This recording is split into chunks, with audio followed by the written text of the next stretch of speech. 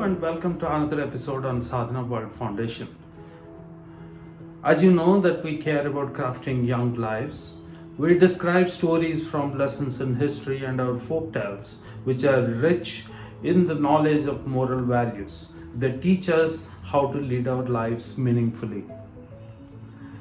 We bring them to our lives again, to the lives of our young children, young men and women, who would be able to derive some value out of it and examine whether there is a way of leading their lives better and they evolve into better human beings.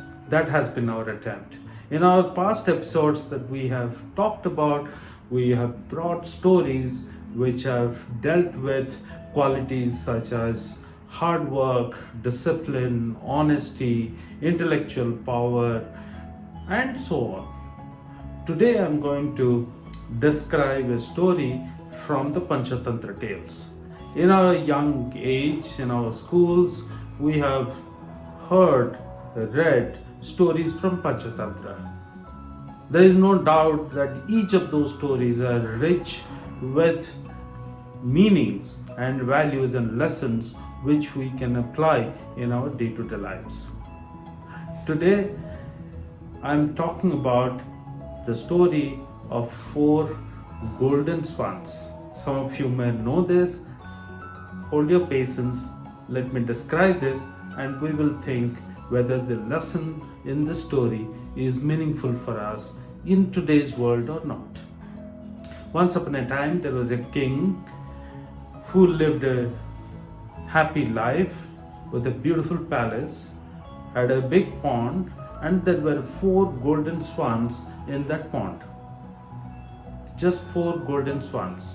They were special because the swans were golden, and once in every 6 months they lay 1 golden feather.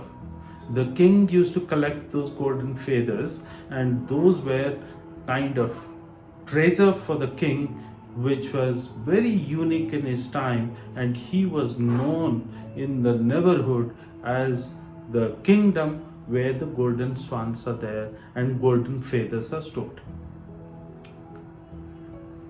Interestingly, no other swan or no other birds come near that pond.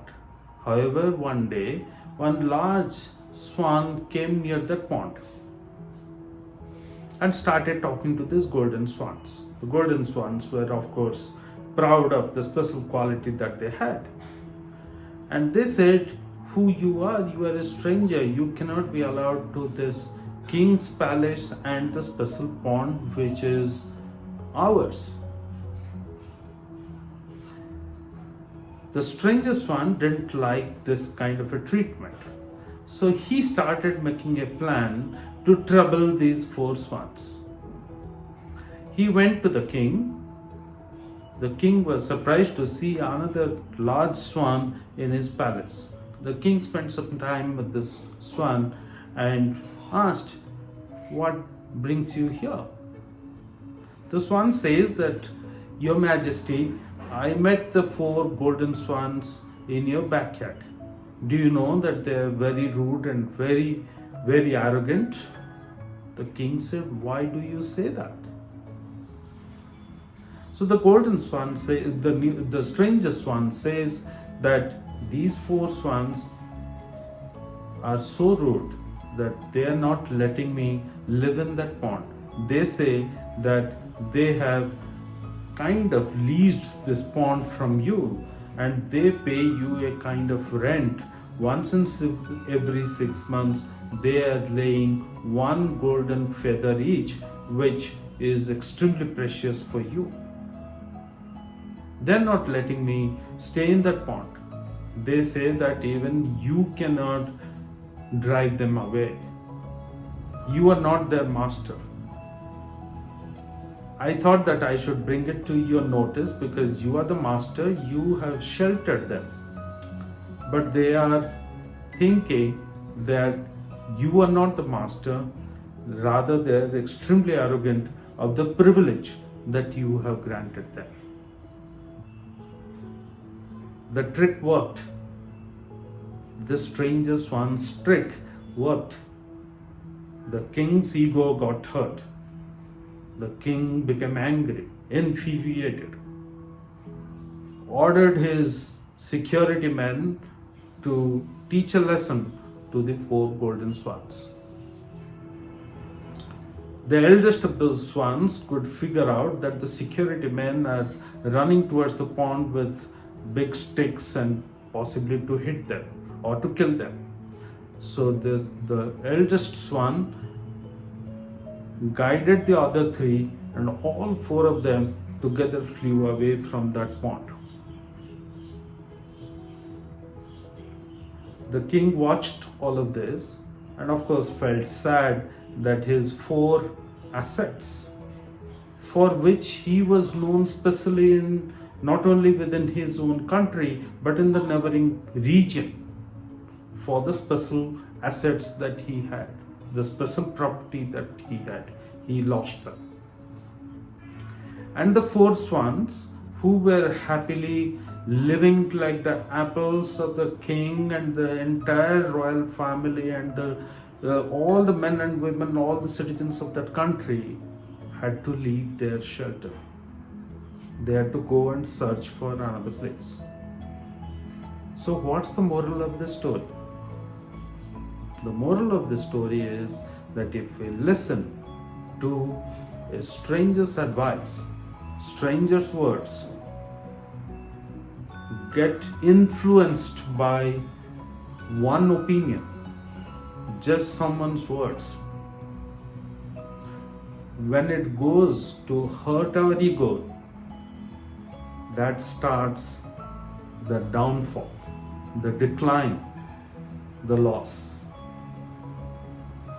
That's what happened to the king. That's what happened to the four swans, isn't it? The four golden swans were living happily in that pond. They behaved rudely. They behaved arrogantly.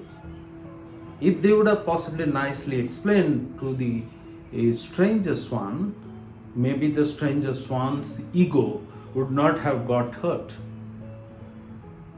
Maybe he would not have plotted this plan the way he did to hurt these people. The stranger's idea of hurting the four swans worked out. However, he did not gain anything. The king's ego got hurt, and the king, out of anger, drove the swans away. But he lost something extremely special. So all these three actors in this story, the stranger swan, the king, and the four golden swans, none of them got benefited. Two of the actors, the golden swans and the king, got hurt in the process because someone was egoistic and because someone was arrogant about the special privileges that were granted by the king. So I think it's important to reflect. Even today, we had COVID-19 pandemic, we in fact have.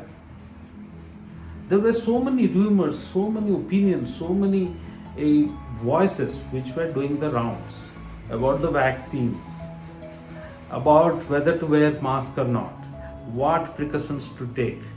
Various people were giving various kind of opinions.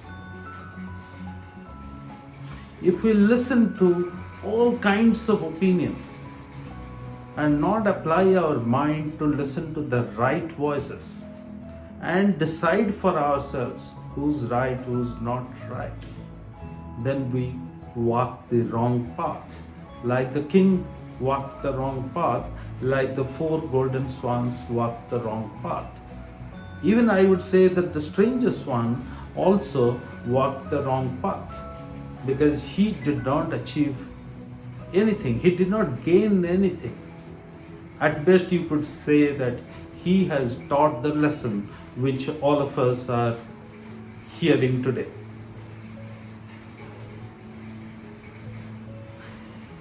Like this, there have been many instances. Each one of us faced such instances. Like I said a little while earlier, when we live together as friends, live together as neighbors, grow together as colleagues, everywhere we hear opinions and thoughts about the other person from someone else. When we hear such unfavorable comments, opinions, and thoughts, what do? Do we just accept them? Or do we reject them? Or do we need to evaluate by looking at the same thing from different directions, or you call them different perspectives?